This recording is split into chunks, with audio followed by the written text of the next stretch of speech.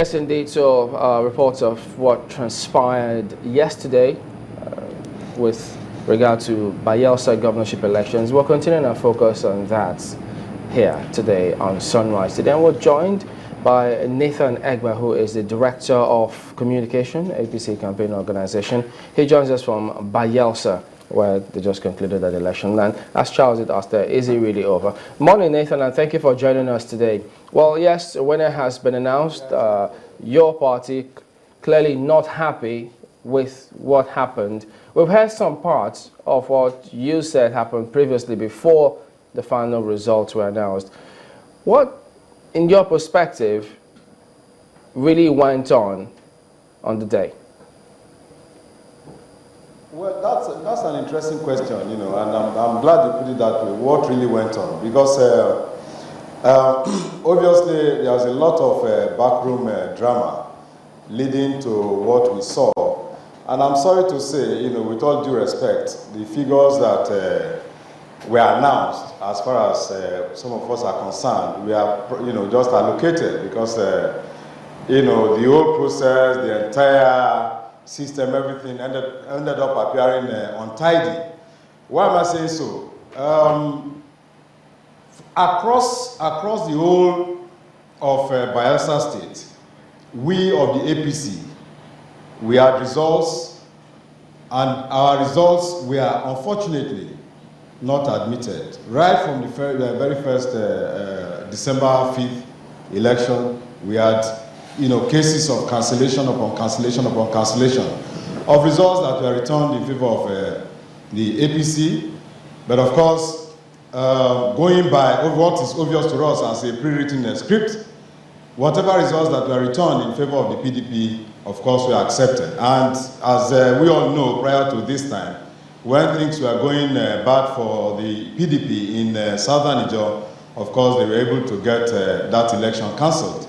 But yesterday, when we protested based on the issues that we noticed in southern Niger that we are not happy about, that were even more grievous, more grave, in fact, than what took place on the 6th of December, we are told that it was no longer possible for them to take the kind of decision that they took, because this time around the protest is coming from the APC, which is obviously supposed to be the underdog as far as this election is concerned. So, speaking seriously, we are not perturbed at all.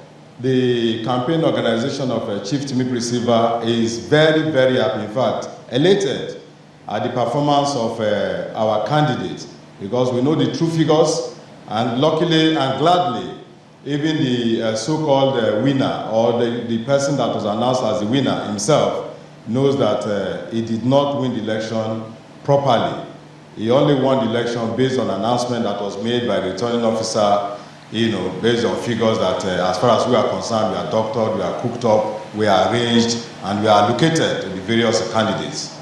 Well, if you say that your results were not accepted, one then wonders their procedure for collating and announcing results, that they cannot deliberately disregard the rules that they have set up themselves, that's the commission now, and then announce something else. That would definitely mean that they'll be setting themselves up for something else. But we have also heard accusations about your party not doing the right things in terms of conducting themselves decently.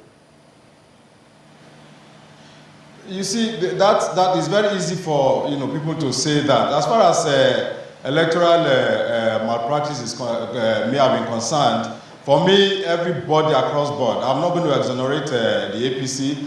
Everybody got it wrong. For instance, INEC came out with new rules for this particular election, being that instead of taking the materials to the world headquarters from the local government headquarters and distributing from there, they said that they were going to distribute from the racks. So all our members went to their various racks. But at the end of the day, INEC, a publicly announced policy that all the stakeholders agreed in Abuja at a meeting, INEC themselves went against that same publicly announced policy and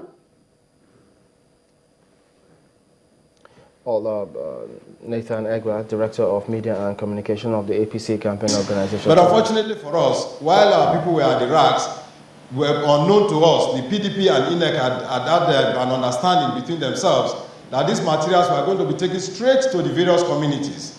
And so while we were at the racks, only to hear that the materials had been sent to the various communities, and before our people could get to their communities, of course, they had been locked up. The communities had been blockaded by, various influential people in the various communities, PDP stalwarts, and our people ended up floating in the rivers, and these are very clear examples of this kind of situation.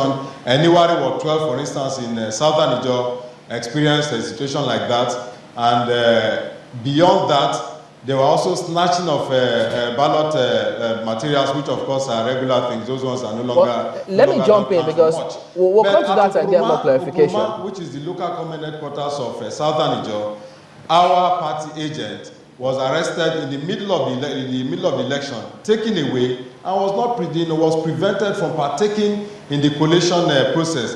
This was exactly the same thing that happened in the Odbia local government. Also, where a very well-known, a prominent king, led people to chase away the APC coalition agent for that local government, and so we also could not partake in the coalition. Right. In that, let me follow up on the results. Everywhere where we won. I'm sorry, let me just finish. Like from Ototi, where we had 300 votes, as against the PDP having some miserable amount of votes, it was cancelled. Just like we saw in Ekirimo, where of course we massively won the election, it was cancelled. In Nembe, the Basamri side of Nembe, where again we won massively, it was cancelled. The deputy governor side of Nembe, where our people were stabbed and injured and chased away, and figures were returned for PDP. I think they got 426 or so, and we allocated 6 votes.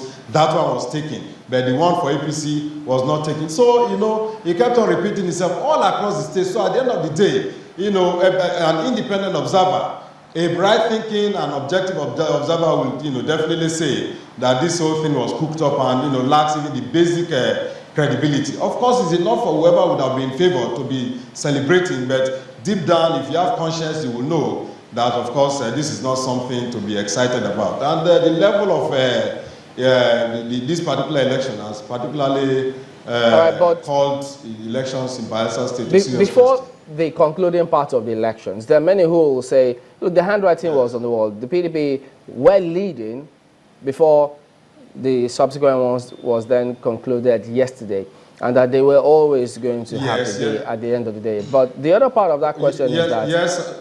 Let me finish that. Yesterday, while the results were being announced, we did see, or they announced that your party signed some of the results that were announced, but then your party still complained, even though they signed the results. So many couldn't understand that. Okay, first of all, you talked about the trend. It's easy for outsiders to assume that the PDP was coasting home to victory based on the figures that were out at that time. But even the PDP knew, and that's why, of course, you saw their candidate running from pillar to post, during the period between December 6th and January 9th. The truth is that the election was still open. It was still open in Nembe local government because by the votes that were still available, the majority could have been upturned. In Odbia local government, the votes that were available for grabs could have also upturned the majority. Then, of course, Southern Niger was open for everybody. Ekirimo was also open. So by our calculation, if there was free, fair, and of course credible and open and peaceful elections, we would have won clearly in Nembe, which of course is the home local government of Chief Timikri Silva, would have won in Odbia clearly and safely. Maybe the margin would not have been much, would have won overwhelmingly in Southern Niger, and of course Ekirimo was also in our kitty. So we would have ended up likely with 4 local governments, just as the PDP would have had. So it would have just been a question of plurality of votes, which we are also hoping to get based on the votes that were going to be returned for us, based on our position on ground. In Ekirimo local government, which is the home local government of our Director General and the Minister of State, the Honorable Senator Enikin Lukobri. And of course, Southern Niger, which is where our governorship running mate and the chairman of our party come from. So we knew that we are going to be equal with them in terms of local governments, one, and we are going to have more majority, we are going to have more popular votes than them, and then clearly win the election. But these were the calculations which they also know. So they went ahead to truncate our majority in Nimbe local government by cancelling votes from our stronghold.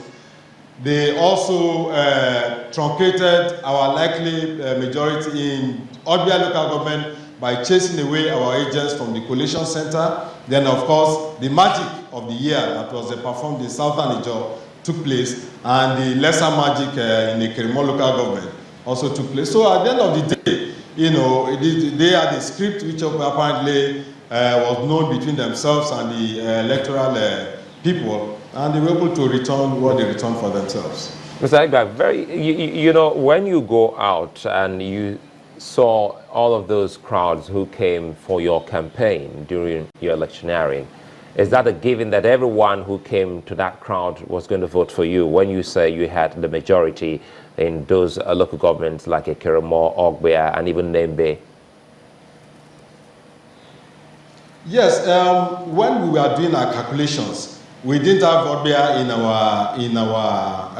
in our calculation because we factored in the former president, who is also from that local government. So our calculation was on Brass, was on Nembe, was on Kolokmo Pokmo, was on Ekirimo and Southern Ijaw, which are 5 local governments which we are expecting to win. And then we knew that they were going to win in Sagbama, which is where the governor comes from. They were going to win in Odbia, which is where the